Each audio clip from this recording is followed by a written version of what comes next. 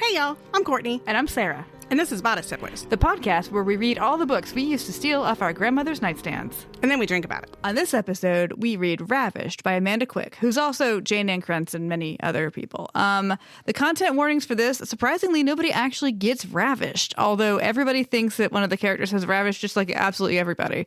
There is a suicide that actually turns out to have been a murder. Several murders. There's an attempted rape, which is actually kind of legit distressing. But don't worry, she drops like a whole ass fossil on this dude, so it's okay. There's all sorts of violence. There's some family trauma, like dueling scars, very uncomfortable sex on the floor of a cave. A lot of fossil talk. A lot of fossil talk. I thought it was great. So, buckle up, bitches, because we're going to see how Jayne Ann Krentz handled the shift in romance in the early 90s that we've kind of been covering lately with the other books that we've discussed in recent days. Yes, so Ravished came out in 1992. The original cover has just kind of a pink. The front cover is just pink fabric, one of those. One of those classy ones. But the insert cover is awesome. It looks like an old Gothic cover. Like full painted. Yes. Very colorful. Obsessed with it. Yeah. So this is from the back copy. From the cozy confines of a tiny seaside village to the glittering crush of the fashionable London soiree comes an enthralling tale of a thoroughly mismatched couple, poised to discover the rapture of love. There was no doubt about it. What Miss Harriet Pomeroy needed was a man, someone powerful and clever who could help her rout the unscrupulous thieves who were using her beloved caves to hide their loot. But when Harriet summoned Gideon Westbrook, Viscount St. Justin, to her aid, she could not know that she was summoning the devil himself. Dubbed the Beast of Blackthorn Hall for his scarred face and lecherous past, Gideon was strong and fierce and notoriously menacing. Yet Harriet could not find it in her heart to fear him. For his tawny gaze, she sensed a savage page. Tawny gaze. No, I'm trying to get through this. His tawny gaze. She sensed a savage page she longed to soothe, and a searing passion she yearned to answer. Now caught up in the beast's clutches, Harriet must find a way to win his heart and evade the deadly trap of a scheming villain who would see them parted for all time. Ooh, time, because she's a paleontologist. Yeah. So I actually picked this just because she's a paleontologist and it's a Regency. I thought that was fun and interesting. We've been looking for years to figure out why y'all like Jayne Ann Krentz, because the ones that we've read by hers we've hated. We read Ghost of a Chance for one of our Halloween books, and that's with that awful guy. We're going to call her Amanda Quick for this one because that's what she chooses. I guess her historical, she goes under Amanda Quick. She also, we're not really going to jump into her because we have talked about her at length. She also will do Jane Castle as one of her pseudonyms. Well, and she tends to write a more, aggressive man. Yeah. And we didn't like how aggressive he was in Ghost of a Chance. Yeah. We also read a serious romance by her once that it was fine. It was kind of forgettable. So we this is the first one that we have read that we really liked. Yeah. And I think it's interesting because she had been writing for a long time. She was not a romance newcomer.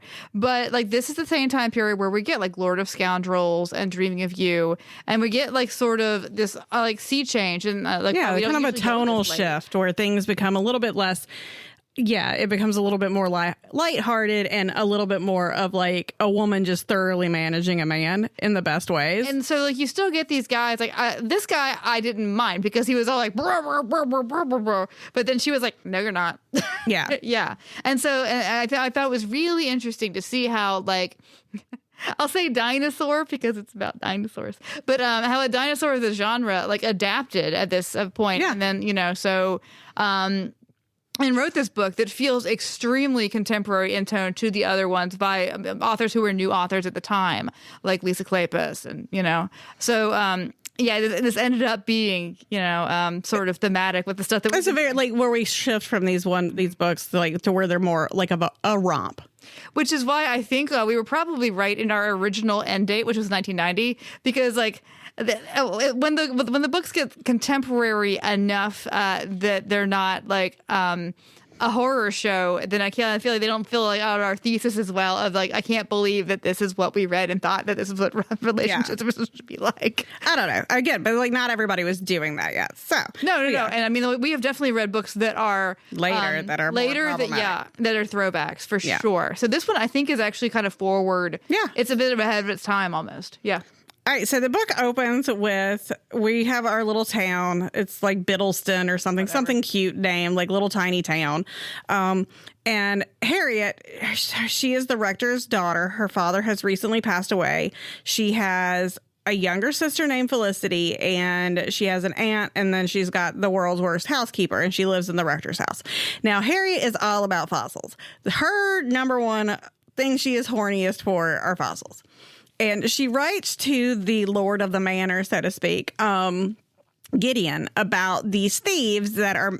She doesn't really care that the thieves are thieving. She's mad because she cannot make progress of searching the caves for fossils.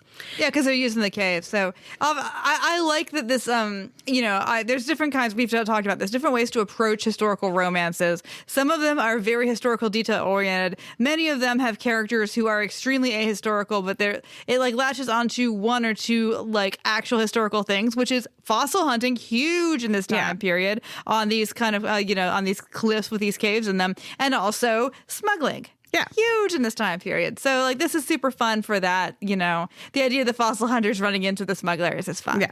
So he shows up to the, he comes on in billowing on his horse, his giant horse named, like, Satan or something. They're always like have a giant horse with an insane name. Yeah, and he picks his horses he does not care about their looks. He only cares about if they're fit for purpose, so his horses are ugly like he is. He's that guy. All right. He shows up and, she is very... They're chaperone, by the way. He shows up and she's just very like... Hello, sir. I need you to go and take care of this post haste so I can get back into my caves. Thank you very much. And he's like...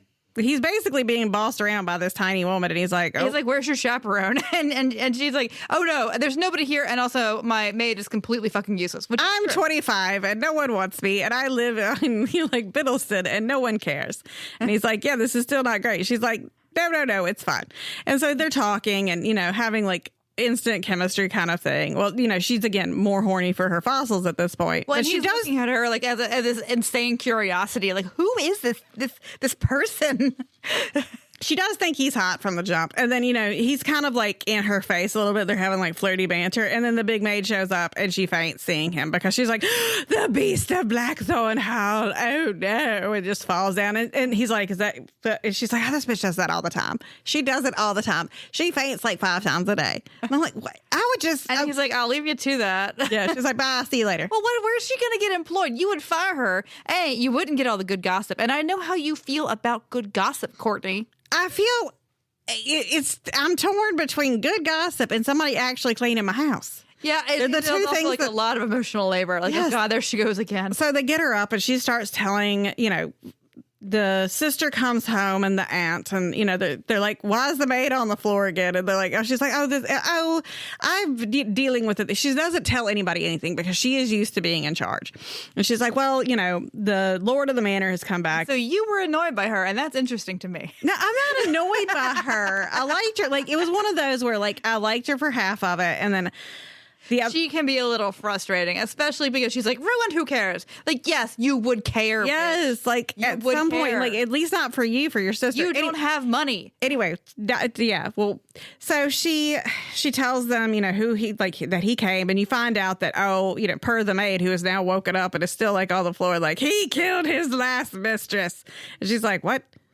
He's like, he was engaged to the last rector's daughter and she was pregnant and he just, fucked off and left her. So she killed herself. And I was like, well, that's no good. But Harriet is like, hey, I don't believe this. Yeah.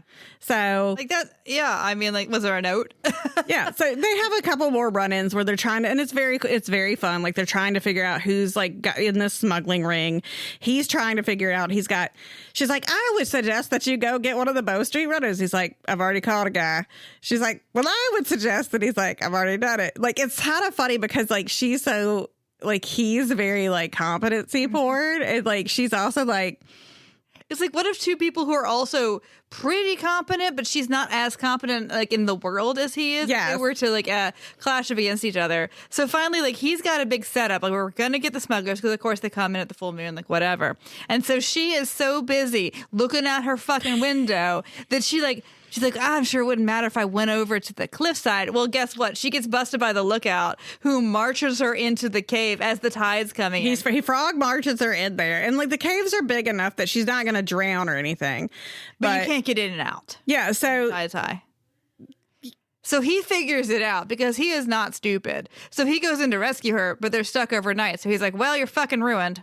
Like, enjoy. And she still has no clue. Like, at this point, she's like, oh, dear, I was stuck in here for, like, you know. It's fine. Like, nobody will care. And he's like, people will care. I have to now marry your ass. Do you not understand this? Like, seriously, you will have to go be a governess and, like, get assaulted by some... You don't get this? So and she's like, whatever.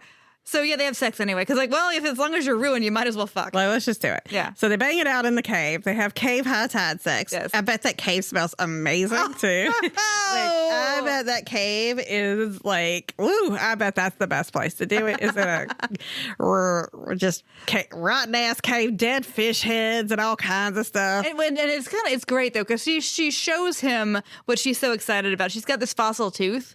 And that she doesn't know what it goes to because, like, she can show him the rest of the jaw, and I mean, it's implied that it's a dinosaur, but and like he's not like he doesn't know anything about this. He's like, that's great. His dad used to be into it, but he doesn't dismiss her or anything. No. He's like, wow, you're obviously really excited about this. Yeah, I mean, you should. Good for you. Good for you. Go do your fossil shit.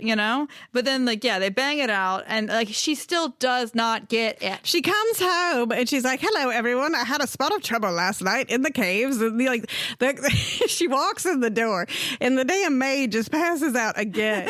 And then the aunt's like, what's going on? The sister's like, hee, So the sister is very conventionally attractive and very everything. So she's going to get a season, whereas Felicity doesn't care. And she's like too old for a season. So, I mean, like she does not also realize that she may have ruined her sister. Yes. And so he shows back up. Gideon, and nobody believes that he's actually going to marry her. So I don't understand what this plot point was.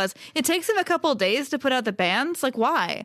Oh, I think what happened is that, it took a couple of days to put the bands out. And then everybody got concerned because his dad said that he was sick. So he went to go visit his dad. And everybody was like, oh, well, he fucked off and he left her. And like, everybody keeps telling her that he's a monster and that he's going to dip out on her. And she's like, no, he won't. No, like she has like unwavering, like, it's great. Yeah. Really conviction great. In him. So, I mean, she's got that going on because they've gone to London for Felicity's season. And also for her to learn because she is such a, like, she's incredibly smart and incredibly, like, whatever, but she's also a little bit of a moron. Yeah. So they're like, well, we got to get you, like, kind of understanding what's going on. But she's like, oh, I get to go to London and I get to meet with all the fossil people. And the fossil people. You need some social polish, okay? Meanwhile, he's gone to see his family, and his family is fucked up, y'all. Yeah. His dad doesn't speak to him. Well, Gideon was the second son, and his older brother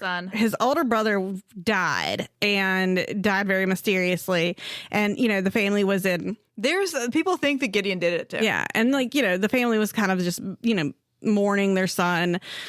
And then this whole thing with this girl, Deidre, who is the rector's daughter that, he was accused of. Now, he said, he was like, yes, I was engaged to her. And I called the engagement off. And yes, she was pregnant. And everybody's like, well, you're horrible. And he's like, nobody wants to hear what I have to say. So fuck you. Yeah, he's doing that thing where you all hate me anyway. So I'm not going to tell you anything. Yeah. But so he goes and tells his parents, I'm going to be married. And then his dad's like, God, you asshole. To who? To the rector's daughter. And his dad is like, yo, you fucking kidding again? Like, you've got to type. Oh. So I kind of get a little bit of their he finds out that, she has gone to London and he comes to London and it's very cute. Like they go and dance and she's defending him at all. Like all these people are talking about how horrible he is. And from the jump, she's like, and even in polite society, she's like, well, obviously she was pregnant with somebody else's baby. Clearly. I mean, why wouldn't you? I mean, that's like obviously like Occam's razor, motherfuckers. Yeah. And they're all like, God, she said pregnant. I know. It's like, you guys, like, it's so, like, it's funny, like, what the people get offended by. He shows up at a ball and they waltz and it's very like It's hot. flirty and fun. And she's making all these friends at the Fossil Society. Yeah, they love her at the fossils, which I love that. Yeah. They aren't like, you fucking bumpkin. Like, they're all like, oh, come on. Let's talk fossils. And she meets this dude, Moreland. And Moreland is like, oh, yeah, I know him. Yeah. You don't want anything to do with him, but you do want to do with me. And she's like, no, get out of here. Yeah. And she's like, you're going to talk crap about him. Get out of my face. That's right. But then she makes some of her Fossil Society friends try to stage a kidnapping. It is the most low-key, sweet kidnapping There's like we've ever one. read There's about. young fossil bro. There's old fossil bro, young fossil bro, and then old lady fossil sis. Now old bro and fossil sis just get drunk in the carriage. Yeah. And their plan is to take Harriet and young fossil bro to Gretna Green so they can get married and they'll save her from the beast. They really do think that this guy is bad. Yeah. And they think that she's great. So, I mean, they are literally trying to kidnap They're her for her basically own just good. like in the carriage, and Harry's like, "This is so stupid. He's gonna come get me. He's gonna rescue me. I don't want to do this." And they're And like, he has like a super temper, and he's like, okay, like I like him, but he's a lot for some people, so you don't want to do this. and like, but you know, old bro and sis are half drunk on brandy in this carriage after being in it for 30 minutes. So Honestly, Courtney, if you and I were kidnapping some young girl to marry her off to some gentleman of our acquaintance, we would be trash fuck. oh, we would. We'd be drunk before we even got there. So he shows up. And he's like, I'm going to have to duel this guy. She's like, you will absolutely not duel this guy. He's like, but I'm going to, no. And it's very, she just handles him. Yeah. Like, No, you go to your corner. Nope. yeah. Every time he tries to talk. And so he's like, well, we're going to have to get married now, you know. So they end up getting married. They, you know, elope, and then they go and have their wedding night. And they have the like non-cave sex, and it's good sex. yeah. Because they kind of got it out of the way, I guess. The cave sex wasn't very good, and I appreciated that. Like, she was like, this is fine, but it's not great. Yeah. But then, you know, she got... Because it smells like something died in here. Oh, wait, something totally died in here. And then they went to go meet his family, and she's like, hello. Oh, no, you know, like defending him. And they're like, who is this insane person? Because they're like this super frigid trauma family. Yeah. They're like the nobody talks, like the silent as a tomb, cold trauma. Like, she basically walks in and is like, have I told you about my tooth? Like, that's like her opening line to everybody. And the dad used to collect fossils, and it's like 11 o'clock at night. She's like, can we get the servants to go get fossils for us to look at? And the mom's like, no, we're not going to make our servants get up. And she's like, mad about it. I was like, all right, Harriet, you are a little bit of a bee. Yeah, like, right? But, you know, she's starting to make the family thaw a little bit. And, you know, trying her campaign, she's a one-woman campaign of getting him. Oh, yeah, because the whole thing is there's a mystery also. Because they saw the smugglers' cash before they, you know, when they didn't catch them. There's somebody who did not get caught, and all the stuff that was there is like stuff that's obviously like stolen from great houses. Yeah. And there's somebody who's stealing jewelry, candlesticks, like portable goods from fancy houses. And so they're starting to try to figure it out. And it becomes, I love this, it becomes like a family project. Yeah. That's how the family gets back together.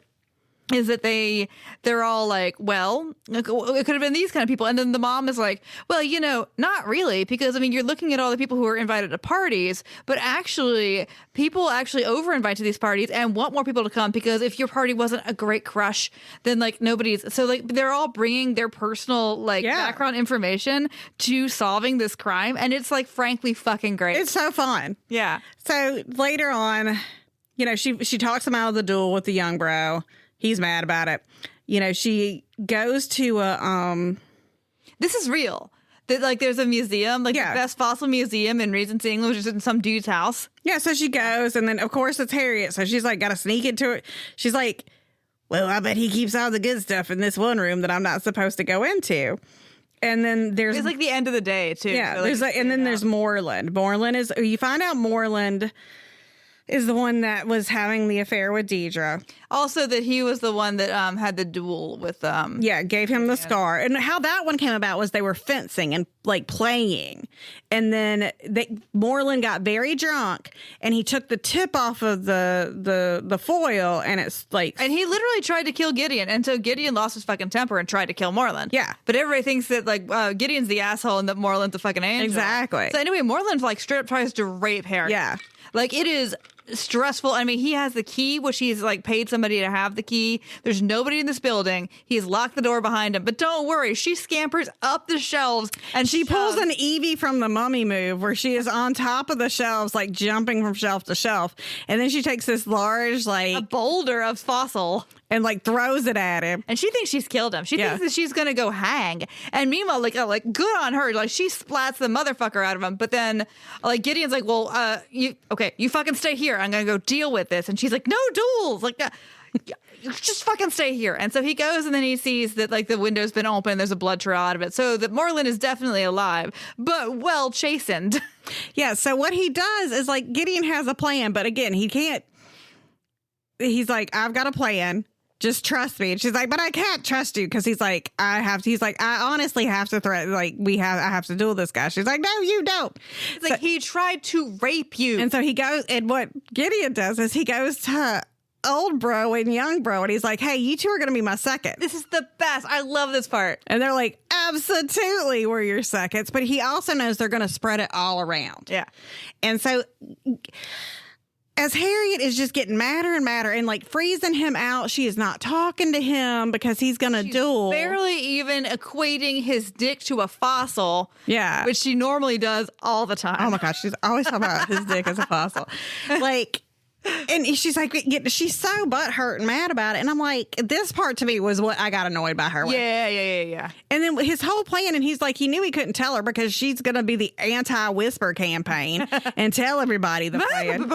Yeah, that it was to kind of like disgrace Moreland and have Moreland just posse out. And that's exactly what happened. Now, so if you are reading this, you're going to be like, well, there's still one player on the board, and it's whoever's the thief. So obviously, they say that Moreland just upskirts and went to the continent. Obviously, Moreland went back to the caves, and we're going to see him at the end. No, he actually did. We don't see Moreland again. He's out.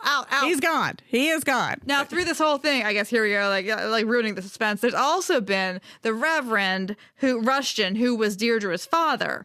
Now, he's always coming at, like, in these goddamn parties, he's coming at, like, Gideon and Harriet, and has to be like, you know, and Harriet will be like, yeah, obviously your daughter was fucking somebody else, clearly. But then one of these parties, this is what's so odd. At one of these parties, he's, like, going in on it, and she Jersey Shore style attacks him. Like, she throws a drink at him and starts doing, like, the wheel hands. Like, she starts doing the windmill.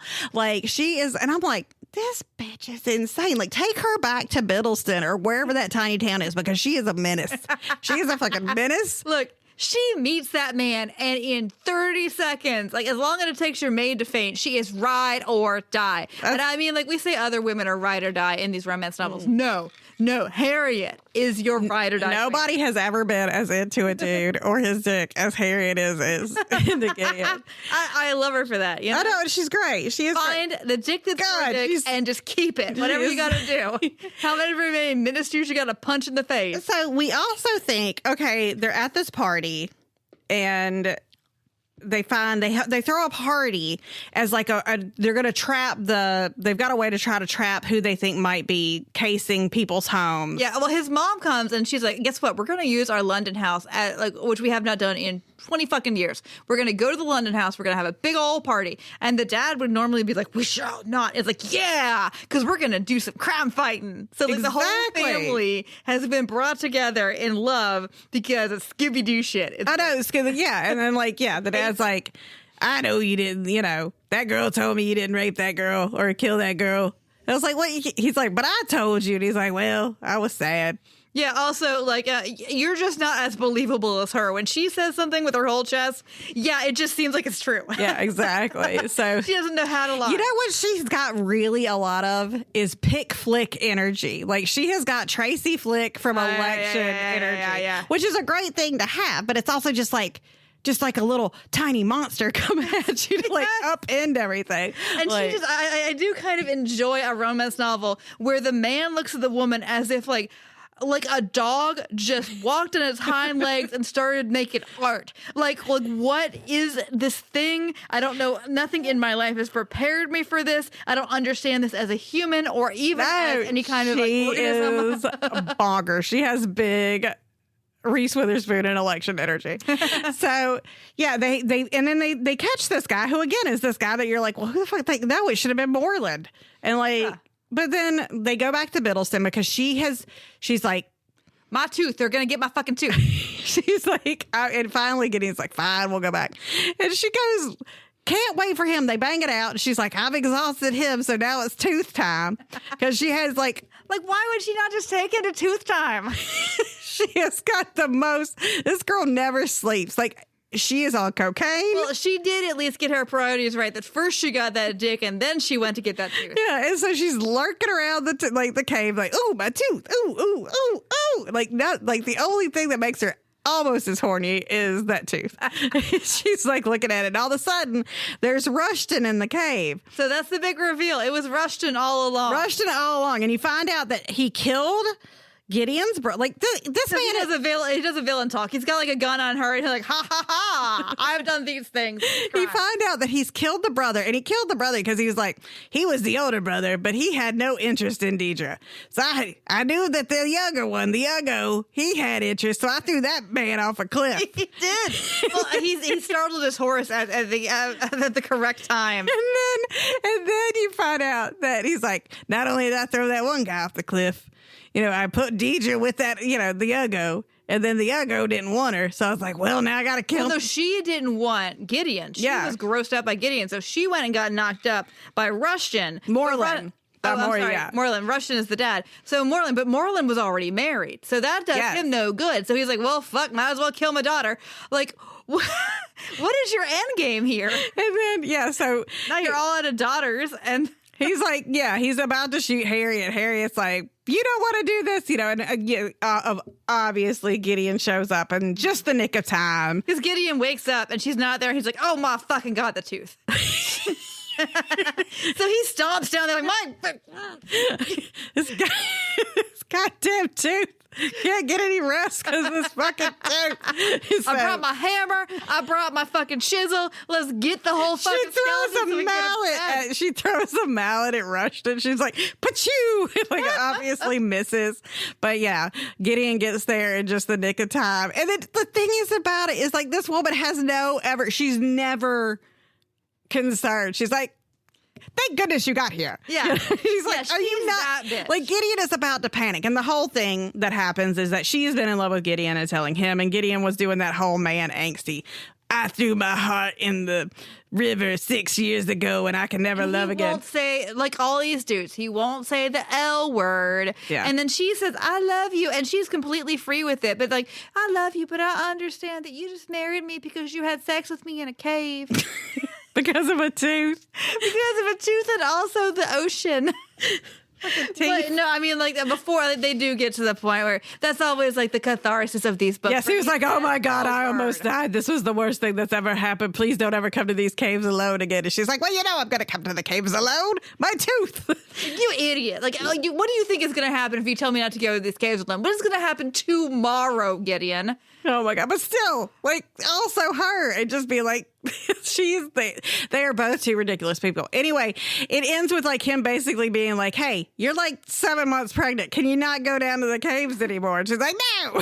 So me and Tater here, we're going to go to the caves as much as we want to. And he's like, okay, I guess I'll go to the caves with you. Yes. So that is Ravished by Amanda Quick. It was great. I liked it. It was a lot of fun. It's really a lot of fun. And she is like great in a maddening way. Like, yeah, like, so you wanted to shake her because well, let's hop in, okay? Because we're gonna steal all of our question material.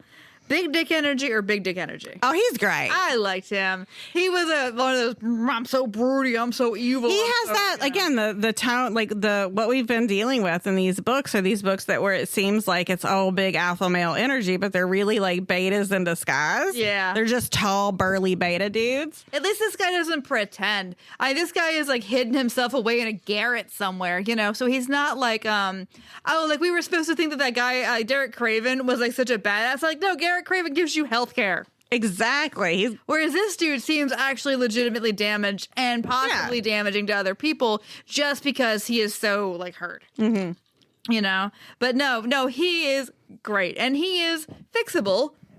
And he's hot. And like, yeah, he's big and burly. And In the moment, he's going to want to try to duel your friends who kidnapped you a little bit, but in a really nice way. But like once he calms down, he's going to be like, oh, he's got that very gothic hero beastie feel. And you can tell this is very kind of fairy tale, like whatever, that he is supposed to be. Or like a Mr. Rochester. Yeah. That he doesn't have a dead... Literally. There's no dead... Well, yeah, the dead woman. Dead woman is not... The thing is... She's been buried. There's no attic wife. Nobody is ravished. I think that's like... the title is a joke, that nobody was ever ravished. Yeah. No, like, at all. Everybody had consensual sex, although, I mean, people got murdered. Yeah. But like nobody was ravished. No, it's great. Yeah, it's great for that. And, I think like this is somebody who's really doing a nod and a wink, because when we read her previous book, Ghost of a Chance, people got ravished as fuck in that book. I know. Even the ghost wasn't safe. Oh, my God. Would you talk shit with her about the heroine? Yeah, well, we were talking that she is very frustrating. And I think if she were a contemporary... she'd be frustrating, but in a different way. Yeah. The fact, I understand that these are more period pieces in historical fiction when we get to this time period especially, but this woman does not understand that not only is she ruined, her sister is like completely, like that's the whole thing that happens in Pride and Prejudice. Like Lydia runs off with Wickham. It's not just that. Nobody else can get married. Jane can't marry Bingley. Elizabeth can't marry Darcy. They're all fucked. And like, it's like all she thinks about is that damn tooth, and then Gideon's dick occasionally. Really, it's the tooth, because you keep like the real romance in this is her and that tooth, because she's like, who can I tell my tooth about? But she doesn't want to tell the tooth to too many people who might steal the idea. Yes, they're going to take the tooth. You got to publish, because I mean it's not like now, like whatever. Okay, so in like on cartoons back in the day when they were stuck on a desert island and like you'd start to see the other person as a cheeseburger. I'm imagining that she sees Gideon's dick and it just becomes the tooth. Yeah. How did you picture the tooth? I want to know what your tooth picture was. I'm thinking like T-Rex, but it can't be a T-Rex because those aren't British. I mean, we have those in America. I know. It's like I kept seeing it like almost like a big shark's tooth, but then I was also like, is it like a saber-tooth cat tooth? Because it's also like attached to the jaw, and I'm like, what kind of? What I want to know. I want to know. Could have been any number of.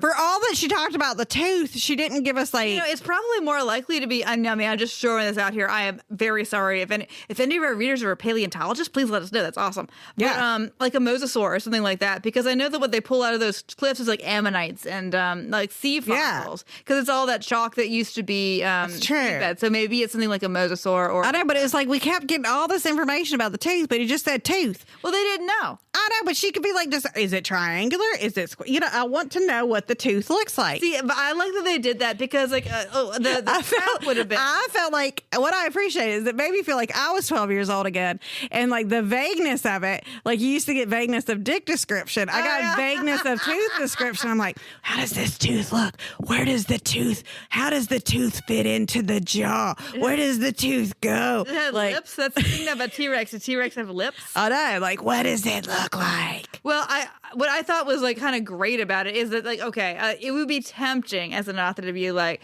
I believe I shall call it terrible lizard. Yeah. It doesn't do that shit. No, it doesn't. I mean, it's very clever. It's very cute, but it feels it's like, very much like because I mean, some of the people will come up at their little paleontologist circles, and there will be respected paleontologists who are like, here's evidence of the flood, and it does feel very much actually that shit feels like Regency flavor. It was cool. Nothing that she does though in her personal life feels like Regency flavor ever. Oh my God. She's an insane person. She is clearly on uppers. Yes. She is clearly on speed. She is snorting something, because I love her, but she's also that friend that you're like, I can only deal with her maybe like 15 minutes out of the year, and then I'm done, because she's so crazy.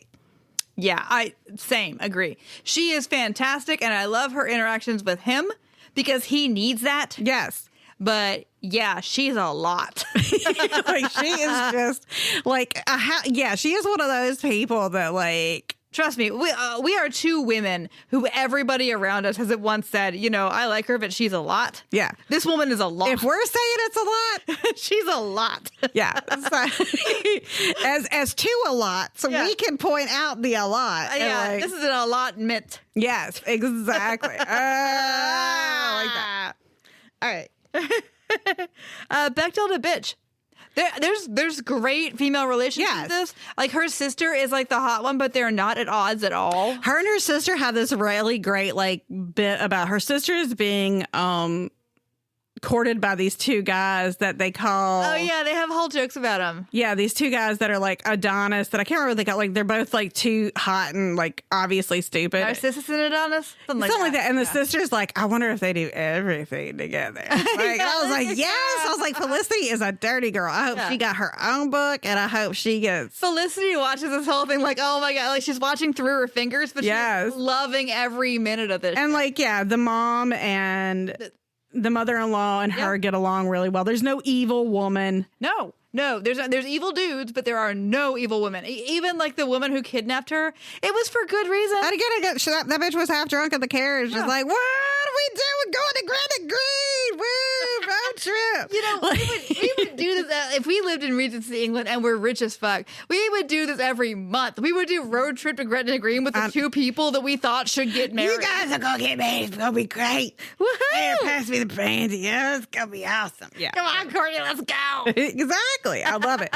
So yeah, there are really good. Minus like the only character that was like, and I think she's done this way, like blown out of proportions, is the maid because she's so ridiculous. She's the one who's kind of like she is calling this man Bennett. She is calling this man like the beast to his face. I was like, you were just like one ass cook. That is like a whole ass viscount.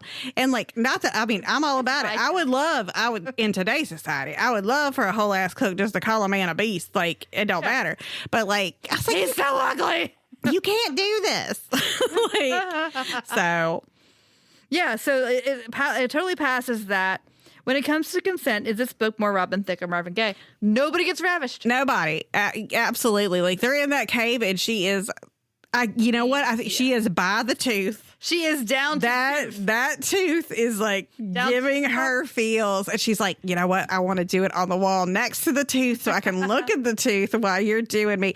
She talks about his dick as a fossil. Like, there's the weirdest sex talk in this where she's like, I loved it because he was all like, what would you say about me if I were one of your fossils? And she was like, well, sometimes you can tell like the size of, if you only get a partial fossil, you can tell the size of some parts of the body by the others. And so she's like, so you have big feet and big hands. I was like, this is wild. It's great. This is such nerdy paleontology talk. It was great. Yeah, but I mean, even when Deirdre got knocked up, she knew that dude had a wife. I mean, she went in completely eyes open. It's just that she thought, I guess she was, I don't know what she thought. I think she thought that she was like 18 and dumb. Yeah, exactly.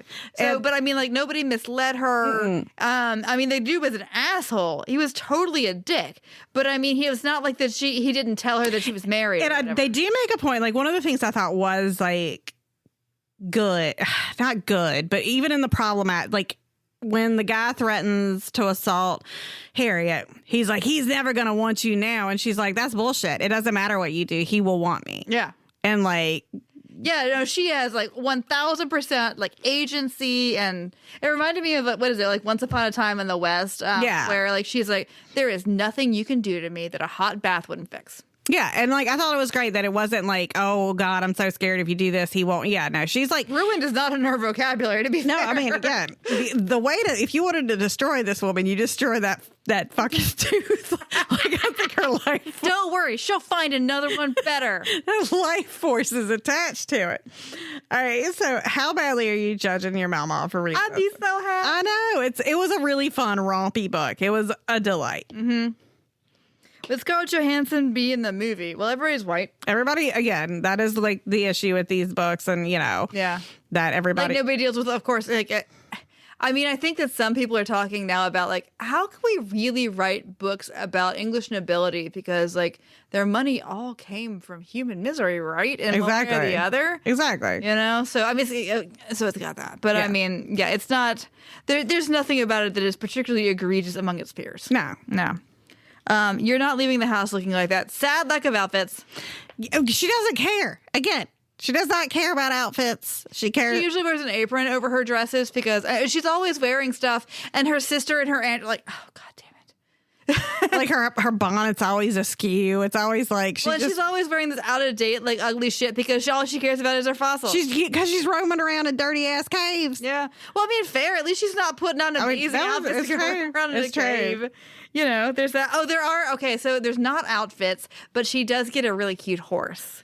Oh, he does get her a cute horse. Yeah. There's this part where she's giving him the cold shoulder because, of a duel. And he's like, hey, they're riding around.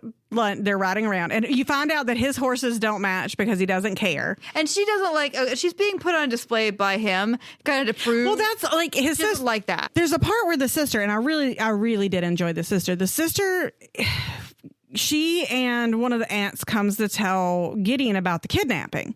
And she's like, oh, while you're at it, could you not parade my sister around like she's some kind of exotic animal? And he's like, what the fuck are you talking about?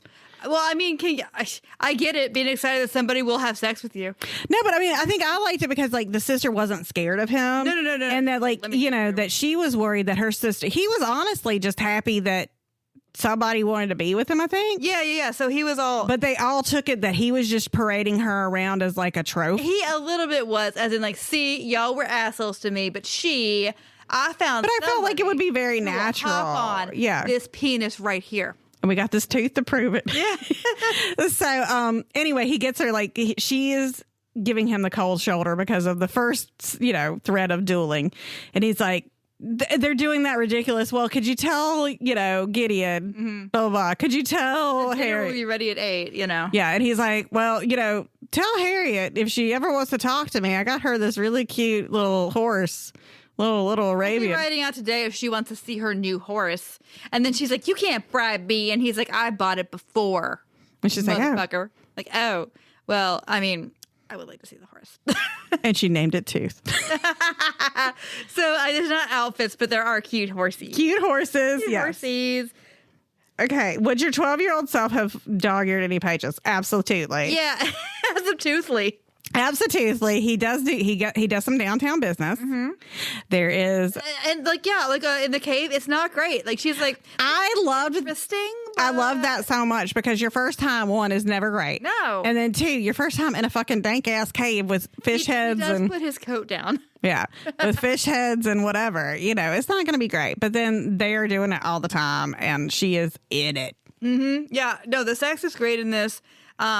I mean, obviously, they're married almost for the jump. So yeah, you get positions, you get slot A. I mean, it's not overly descriptive, but it's enough. When I was 12, I was like, yeah. When this book came out, yeah, I'd have been like, she's on top of that business. After she describes it as a fossil. Yeah, I'm sure to him in his 30s, he felt great about that. Yeah. It's like, yes. What pairs nicely with a dumpster fire? Oh, goodness. I don't know. I mean, this is a really fun, rompy book. So maybe a nice light rosé. Yeah, it's not there's trauma in it, but it is all resolved very quickly. And the trauma is never really concurrent. I mean, the family stuff is they're healing hard. The past. But yeah, it's a really nice little book. It's a nice, fun read. And No, so I guess the other question is, should a human being in the year 2023 read this book? Yes. Absolutely. I thought this was so fun. And it's got amazing reviews. And after you read it, you can see why. This is a really fun book. So this is the Jayne Ann Krentz, Amanda Quick, Jane Castle, whoever. She's got 20 of these pseudonyms. This is the one I was looking for. But the thing is, okay, so I know that this one everybody likes, but this is it feels like a modern book. Why did y'all like her before? What is the book that we should read? Yes. The pre-Reformation. Yeah, give us another, tell us your favorite. Tell us your 80s Jayne Ann Krentz. Yeah. So this has been Ravished by Amanda Quick / Jayne Ann Krentz, and we are Bodice Tipplers. You can find us at bodicetipplers.com. You can find us on Twitter at btipplers, Instagram and Facebook Bodice Tipplers. And if you want to throw a little bit of money our way so we can buy the wine and buy the books that we occasionally have to buy, it's patreon.com/Bodice Tipplers.